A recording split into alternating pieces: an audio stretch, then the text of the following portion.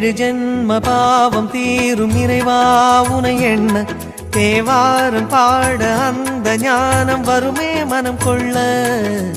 ஆதியான சிவனே சிவஜோதியான சிவனே, ஆதியான சிவனே சிவஜோதியான சிவனே.